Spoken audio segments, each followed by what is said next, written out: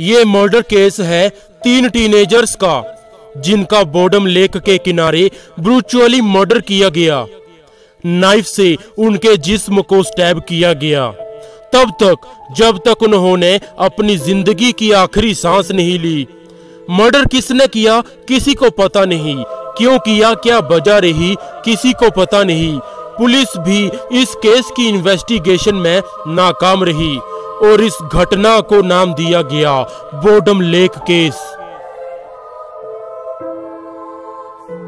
4 teenagers couple मैली इरमेली, अंजा, सेपू और Nils boredom lake के किनारे टाइम स्पेंड करने आए थे। लेक बोर्डम सिटी ऑफ एस्पो की एक ब्यूटीफुल लेक है और इसी लेक के एनवायरनमेंट का आनंद लेने के लिए वो चारों वहां टाइम स्पेंड करने आए थे, कैंपिंग करने आए थे और वहां नाइट स्पेंड करते हैं। सुबह के करीब 4 बजे से 6 बजे के बीच एक अननोन पर्सन उनके कैंप की तरफ आया और विदाउट एनी रीजन उसने उन चारों पर हमला कर दिया। उसके हाथ में नाइफ था और उसने इन चारों को नाइफ से ब्रूचुअली स्टैब किया। रिस्टो सेरे नाम के एक कारपेंटर ने उनकी बॉडीज को फाइंड किया जब वो उस बोर्डम लेक के किनारे जॉगिंग कर रहा था। माली, अंजा और सेपो की मौत हो गई थी, जबकि निल्स बच गई थी। उसके फेस को ब्रूचुअली से मेल्ट करने की कोशिश की गई थी।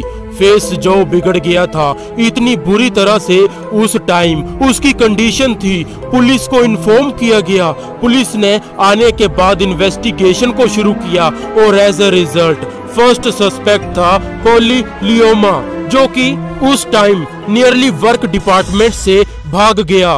उससे पूछताछ की गई तो पता चला कि वो मर्डर के टाइम में ओटेनेमी में था। अगला सस्पेक्ट था पेंटी सोनियनन।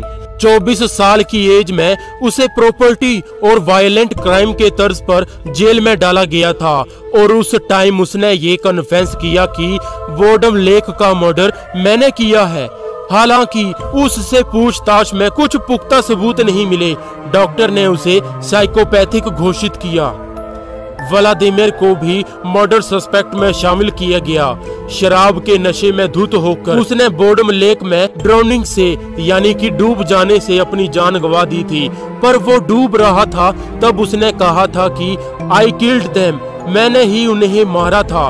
पुलिस ने उसकी वाइफ से पूछताछ की और पता चला कि उस नाइट वो अपने कमरे में ही था। हांस एस्मन, जो कि पेशे से सर्जिकल डॉक्टर था और जिसका हाउस बोर्डम लेक के करीब 5 किलोमीटर ही दूरी पर था, उस पर भी शक जताया गया था। निल्स, जो फ्रेंड बच गया था, अब वो भी शक के घेरे में आ गया कि उसने ही 3 फ्रेंड्स को जेलस के चलते मर्डर किया है। उसके खिलाफ इम्प्रिजनमेंट ऑर्डर निकलने ही वाले थे और उसके डिफेंस में आर्गुमेंट रेज हुआ कि ये किसी आउटसाइडर का काम था। उसको खुद को हार्ड इंजरीज थी and not capable of killing 3 friends.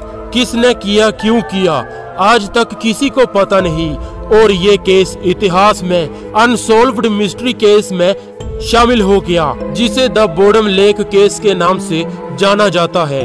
Follow us on Instagram and subscribe our channel for more videos like this.